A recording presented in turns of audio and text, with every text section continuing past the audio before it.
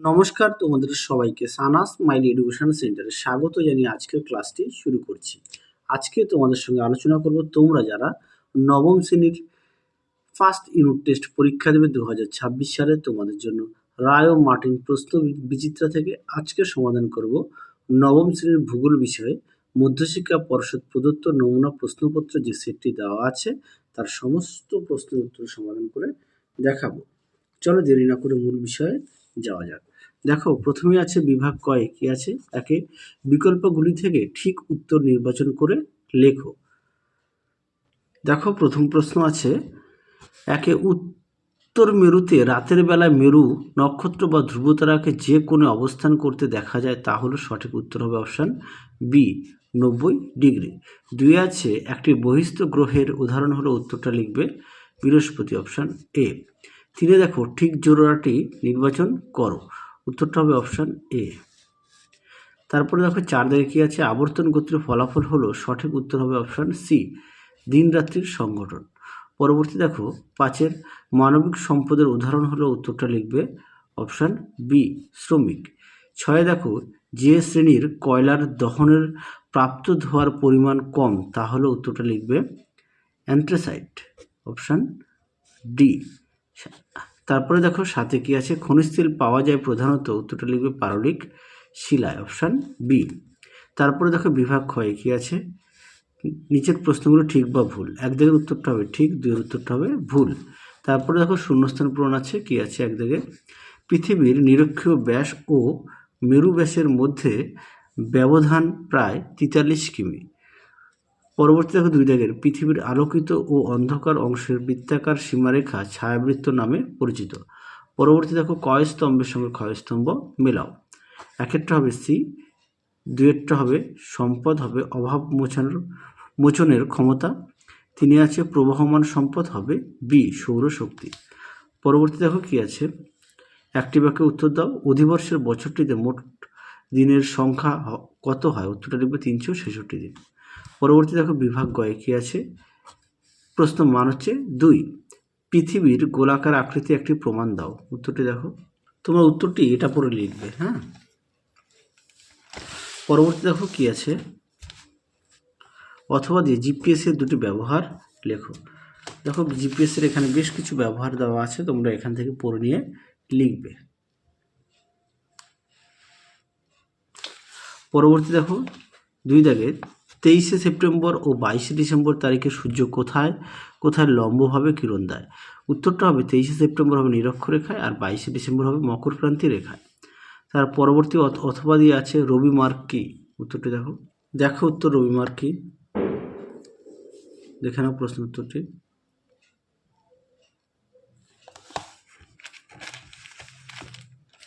পরবর্তী দেখো কি আছে, তিন দাগের কোনো নিরপেক্ষ বস্তুর সম্পদ হয়ে ওঠার দুটি শর্ত উল্লেখ করো।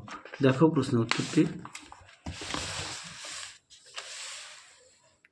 তোমরা এখান থেকে যে কোনো দুটি লিখবে উদাহরণ সমেত এখান থেকে। পরবর্তী দেখো কি আছে, সম্পদ কাকে বলে, দেখো প্রশ্ন উত্তর সম্পদ কাকে বলে, দেখে নাও।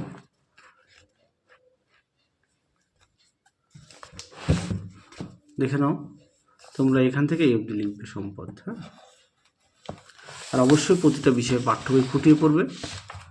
পরবর্তী দেখো তোমাদের ফার্স্ট ইউনিট টেস্টের সাজেশান দেওয়া আছে সমস্ত বিষয়, তোমরা যারা এখনও দেখোনি আমাদের প্লে লিস্টে গেলে পেয়ে যাবে। পরবর্তী দেখো বিভাগ ঘয়ে কি আছে, নিচের প্রশ্নগুলি উত্তর দাও। একে আছে, এক জায়গায় প্রশ্নটা একটু দেখো, তোমাদের উত্তরটা আমি দেখাই, প্রশ্নটা একটু দেখে নাও। হ্যাঁ, দেখো উত্তরটি দেখে নাও, তোমরা উত্তরটা এখান থেকে লিখবে, অবশ্যই পয়েন্ট দিয়ে লিখবে।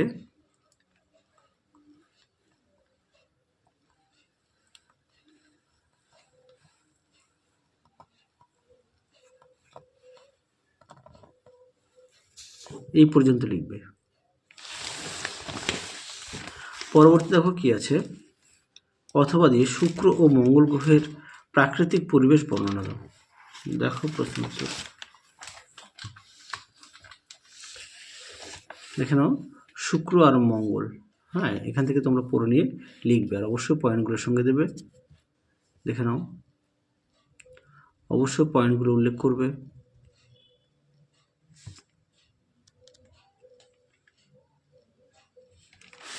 পরবর্তী দেখো কি আছে, 2 দাগের 3টি বিষয় ভিত্তিতে পৃথিবীর আবর্তন ও পরিক্রমণ গতির মধ্যে পার্থক্য নিরূপণ করো। দেখো প্রশ্ন উত্তর,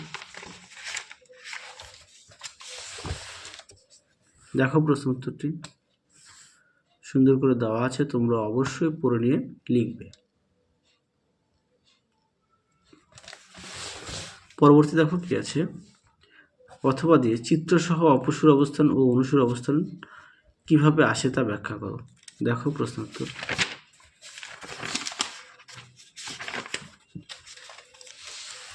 দেখো প্রশ্ন উত্তরটি, তোমরা অবশ্যই চিত্র দেবে, অবশ্যই ছবি আঁকবে। পরবর্তী দেখো কি আছে, 3 দাগের প্রচলিত ও অপ্রচলিত শক্তি উৎসের মধ্যে 3টি পার্থক্য লেখো। দেখো প্রশ্ন উত্তর,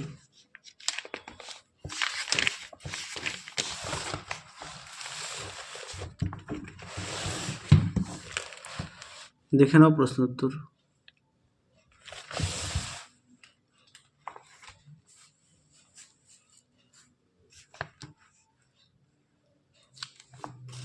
এই পর্যন্ত লিখবে, অবশ্যই বিষয়গুলো উল্লেখ করবে।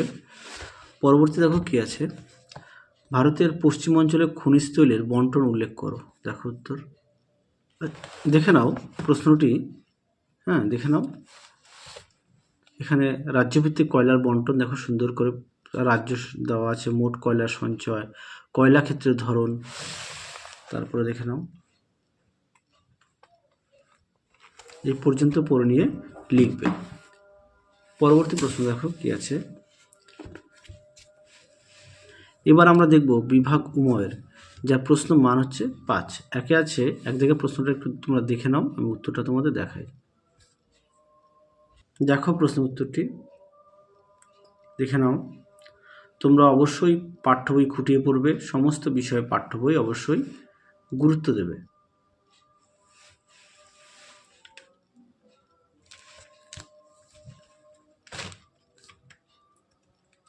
পরবর্তী দেখো এই সেটের অর্থাৎ মধ্যশিক্ষা পর্ষদের শেষ প্রশ্ন, 2 দাগের প্রশ্নটা একটু দেখে নাও, প্রশ্নটা একটু দেখে নাও, তোমাদের উত্তরটা দেখায়। দেখো প্রশ্ন উত্তরটি,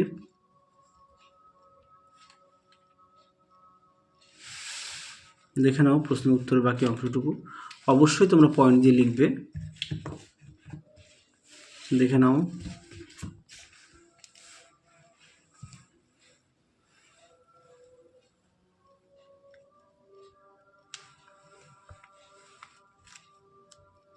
এই পর্যন্ত লিখবে। তাহলে চলো আজকের মতো এখানেই সমাপ্ত করছি, আবার দেখা হবে খুব শীঘ্রই তোমাদের পরবর্তী ভিডিওতে। তোমরা সবাই সুস্থ থাকো, ভালো থাকো, আজকের মতো টাটা।